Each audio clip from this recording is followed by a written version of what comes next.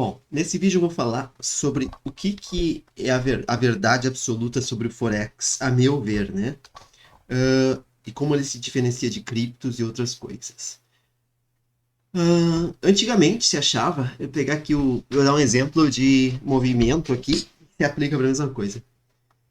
Os caras gostavam muito de falar na física do movimento absoluto, né?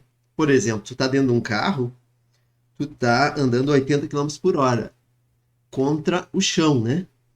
Mas tu medir contra o banco do carro, tu tá parado, né? Ou se tu tá dentro de um trem correndo a 20 por hora, mas o trem tá a 80, etc, né? Só que o que o Einstein disse é que tudo é relativo, não existe um ponto fixo de referência no universo, né? Ah, eu tô sentado na minha cadeira, mas tem que ver que a Terra tá girando em volta do Sol numa velocidade absurda, né? Então eu tô me movendo.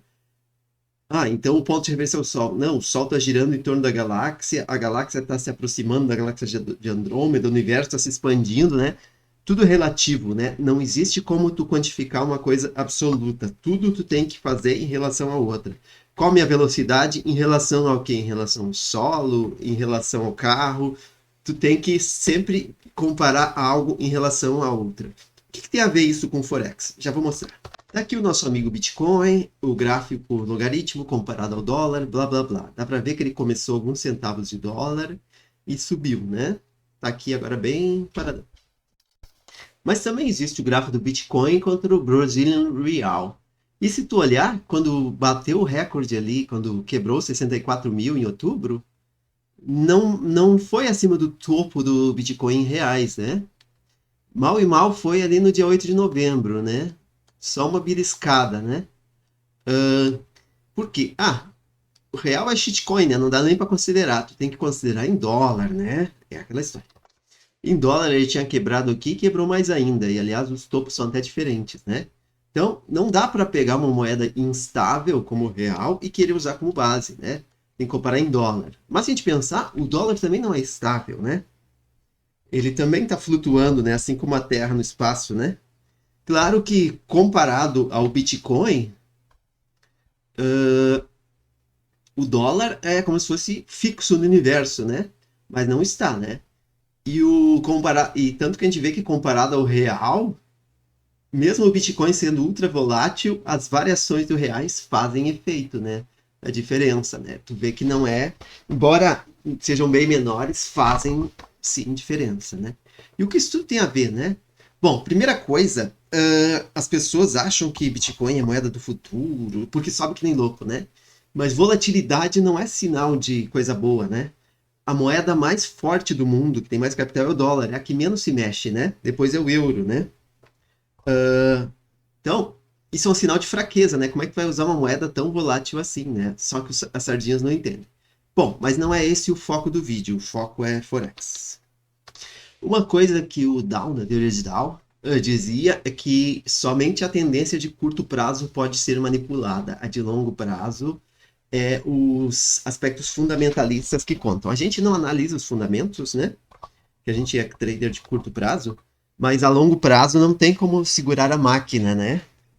No curto prazo, os institucionais manipulam, disfarçam, mas no longo prazo não tem. Por exemplo, aqui foi o Corona Day, né? E o euro subiu que nem louco final de até janeiro. O que aconteceu nesse período aqui para ter acontecido isso?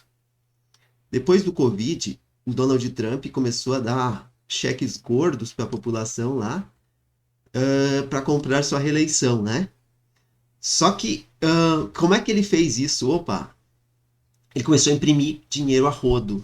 20% de todos os dólares imprimidos na história dos Estados Unidos até aqui foram imprimidos no último ano de mandato do Donald Trump, ou seja, um absurdo. O que aconteceu? A moeda americana se desvalorizou. O euro estava subindo? Não, acho que o euro estava no mesmo lugar, talvez estivesse até caindo. Mas comparado a essa enxurrada de dólares que o Donald Trump fez, estava desvalorizando, né? Dá para ver que depois que o Biden foi eleito, começou o euro cair. Não quer dizer que o dólar começou a se valorizar, começou a voltar aos valores que ele tinha lá em 2016. 2016 foi. Uh, uh, aqui teve, sei lá o que aconteceu, né? Não conheço fundamentos também, né?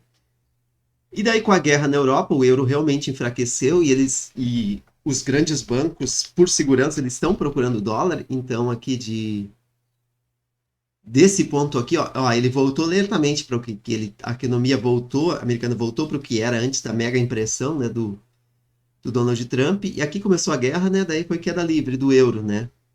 E todo mundo está procurando o dólar como uma moeda mais forte. Mas eu quero te mostrar uma coisa que o japonês me falou aqui. Gráfico do dólar versus o ien. Como a primeira moeda aqui é o dólar e não o japonês, subindo quer dizer que o dólar está subindo e o japonês está caindo, né? Tu vê, né, que ali começou aquela crise imobiliária nos Estados Unidos, o ien começou a se valorizar frente ao dólar. Depois se recuperou, né? Blá, blá, blá. Uh, governo Donald Trump, né? O japonês estava se valorizando, né? E o dólar caindo, né? De 2021 para cá, tu vê que, ó, até o começo da guerra aqui, o ien estava subindo, né? Depois disso, ó, que ficou exponencial. Diz o japonês que o governo japonês está com o seguinte critério: eles estão dando muito auxílio, assim, tipo esses auxílios 600 pila do Bolsonaro para se reeleger, né? Estão dando muito dinheiro para a pessoa, por causa da crise, dando dinheiro para as pessoas, assim, para resolver os problemas. Só que em vez de trabalhar para resolver os problemas econômicos do país, eles estão imprimindo dinheiro a rodo, né? E olha a exponencial, isso aqui é maior do que qualquer coisa, né? Então, se tu vê, o euro também tá. O certo seria inverter esse gráfico, acho que tem como, né? Tem um lugar, inverter escala. Se fosse olhar o mensal, né? Se o par fosse invertido, fosse que nem o euro, seria isso que a gente estaria vendo, né? Tá caindo, né? O japonês está caindo, é isso.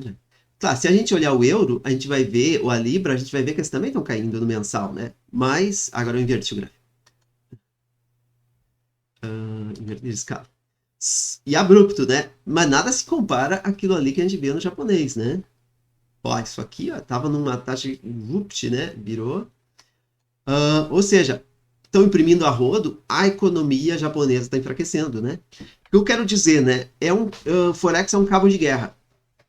Uh, diferente de ações, por exemplo, que só sobe.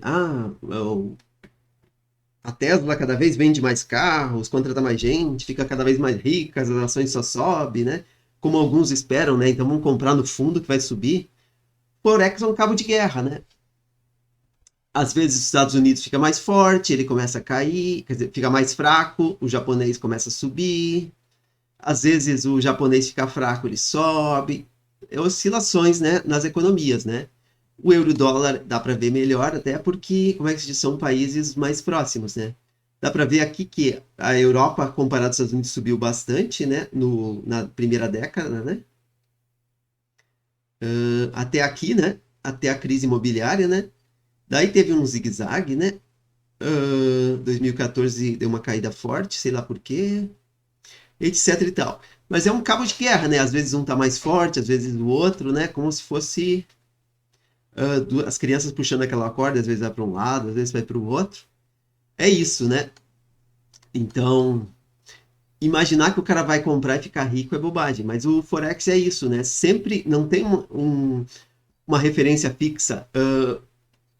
A moeda universal, na verdade, que eles queriam que fosse o Bitcoin, diria que ser a moeda mais estável de todas, né? No qual, como é que diz, o relógio mais preciso do mundo é aqueles no qual todos são acertados, né? Teria que ser algo assim, né? E tu vai olhar, né? Não existe isso, né? Ela é totalmente instável, né? O que que eu ia botar aqui que eu esqueci? Lembrei, o ouro. As pessoas acham que o ouro é investimento a longo prazo. É um investimento tão bom como qualquer outro, né? Ah, Tu olha aqui, ó, nos anos 70 o ouro subiu que nem louco. Não é assim que funciona. Tinha uma paridade 1 para 1 de ouro com o dólar até 1970, com a crise do Vietnã.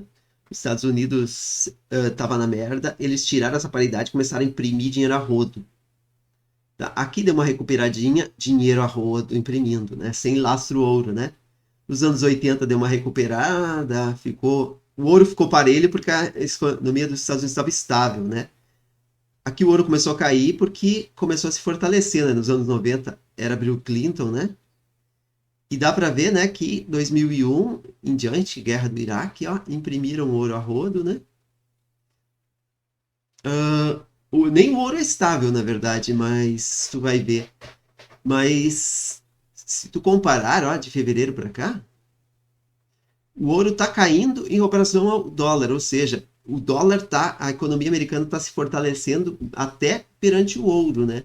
Para te ver, né? Então, tudo é relativo, né? Então, a gente não pode pensar em algo fixo.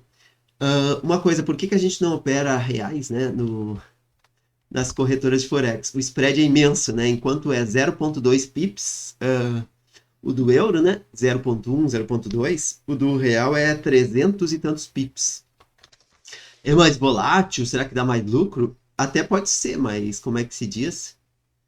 Ah, eles tentam estimar pelo cruzeiro aqui, né? Que não pode. Mas não dá, né? O spread gigante, né? Os stops, a gente ia ser comido só pelo spread, né? Não ia ter nem como ter lucro, né?